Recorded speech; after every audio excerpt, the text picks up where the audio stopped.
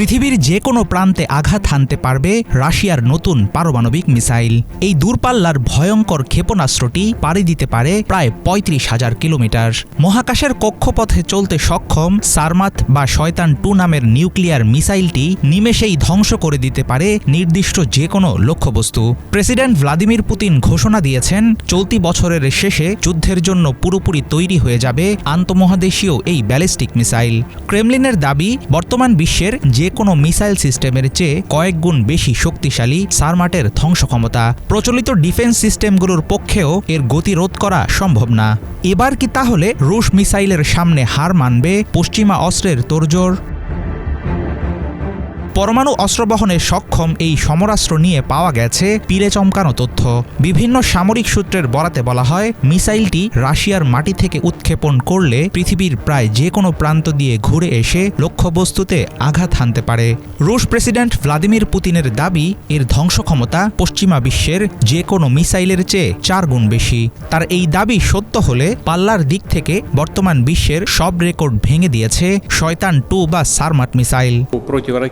আমরা 2011 সালে সারমাটের কাজ শুরু করি এবং 2018 সালে এই উন্নত মিসাইল সিস্টেম ও এর প্রধান সুবিধাগুলো সবার সামনে ঘোষণা করা হয়। তখনকার আলোচিত বিষয়গুলো এবং এই আধুনিক ক্ষেপণাস্ত্র ব্যবস্থার বিশেষ সুফল আমি আবারও মনে করিয়ে দিই। এটি বিশ্বের সবচেয়ে শক্তিশালী মিসাইল সিস্টেম।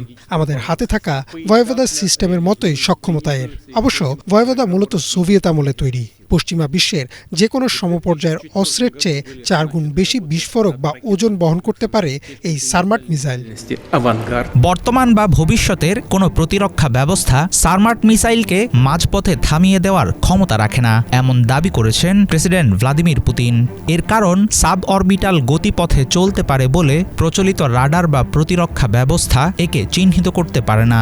তবে পশ্চিমা গোয়েন্দা সংস্থাগুলো বলছে, পুতিনের দাবি অনেকটাই অতিরঞ্জিত।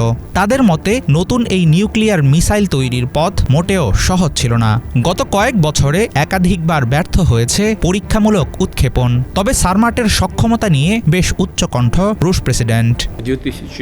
এই মিসাইলটি কেবল সাধারণ রুটেই নয়, বরং পৃথিবীর কক্ষপথের নিচ দিয়েও চলতে পারে। ফলে এটি ৩৫,০০০ কিলোমিটারের বেশি দূরত্বে পৌঁছাতে পারে এবং একই সাথে মিসাইলের নিখুঁতভাবে লক্ষ্যভেদের ক্ষমতাও দ্বিগুণ বেড়ে যায়। বর্তমান এবং ভবিষ্যতের যে কোনো অ্যান্টি মিসাইল প্রতিরক্ষা ব্যবস্থা ভেদ করার ক্ষমতা রাখে এই ক্ষেপণাস্ত্র। চলতি বছরের শেষ নাগাদ নিশ্চিতভাবেই সারমাটকে যুদ্ধকালীন ডিউটিতে মোতায়েন করা হবে। রাশিয়ার সামরিক আধুনিকায়ন শুরু হয় 2002 সালে। যুক্তরাষ্ট্র তখন একটি গুরুত্বপূর্ণ প্রতিরক্ষা চুক্তি থেকে বেরিয়ে যায়। পাল্টা প্রতিক্রিয়ায় শক্তি বাড়াতে মরিয়া হয়ে ওঠেন পুতিন। আর সেই পরিকল্পনার অংশ হিসেবে সামনে আনা হয় আভাঙ্গার্ড, কিনঝাল এবং ওরেপনিকের মতো বিধ্বংসী সব মিসাইল সিস্টেম। বর্তমানে পারমাণবিক শক্তিচালিত মানুষবিহীন আন্ডার ওয়াটার ড্রোন পোসাইডন এবং ক্রুজ মিসাইল বুরেভেস্টনিকের কাজও শেষ করে আনছে রুশ বাহিনী। ন্যাটো বা আমেরিকা রাশিয়ার সীমানায় হস্তক্ষেপ করলে এর ফলাফল হবে ভয়াবহ। ইউক্রেন যুদ্ধের ডামাডোলের মধ্যে নতুন নিউক্লিয়ার মিসাইল মোতায়েনের ঘোষণা দিয়ে পশ্চিমাদের মূলত সেই হুঁশিয়ারি দিচ্ছেন পুতিন। হাফিজুল ইসলাম, বাংলা ভিশন।